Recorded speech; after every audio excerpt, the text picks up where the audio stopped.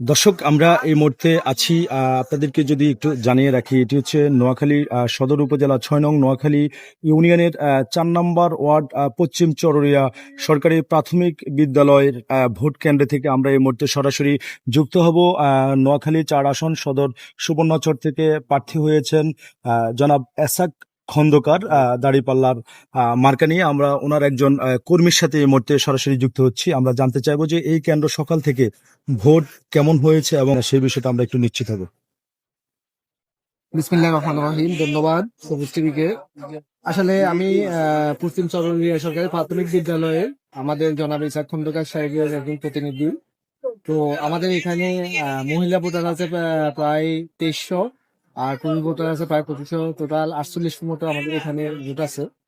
তো আমরা সকাল থেকে আলহামদুলিল্লাহ স্বতঃস্ফূর্তভাবে সবাই ভোট দিয়েছেন, এবং কোনো জায়গা মিলে কোনো কিছু ছাড়া, কোনো অপ্রীতিকর কোনো ঘটনা আলহামদুলিল্লাহ আমাদের এখানে অন্তত ঘটে নাই। আর সবচেয়ে বড় কথা হলো, সবাই কেউ হারুক জিতুক কোনো সমস্যা নাই, সবাই একটাই প্রফুল্ল, সেটা হলো সবাই ভোট দিতে পারছেন এবং সবাই নিজের নিজের ভোটটা দিচ্ছেন। তো এই কারণে আমি আমাদের অত্র কেন্দ্রের দানের শীষ দাঁড়িপাল্লা সবাইকে আমি ধন্যবাদ জানাচ্ছি আমাদের একটা সুন্দর ভোট উপহার দেওয়ার জন্য। ধন্যবাদ। আচ্ছা, আপনি আলহামদুলিল্লাহ অনেক ভালো হয়েছে আমাদের এখানে। আপনার সবচেয়ে বড় কথা হলো, আপনি সকাল থেকে দেখছেন মানুষ খুব উৎসাহ উদ্দীপনার মধ্যে আপনার ভোট কেন্দ্রে উপস্থিত হয়েছে, এবং সকাল থেকে দীর্ঘ লাইন ছিল।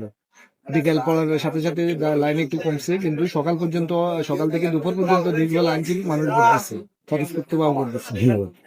ধন্যবাদ। দর্শক,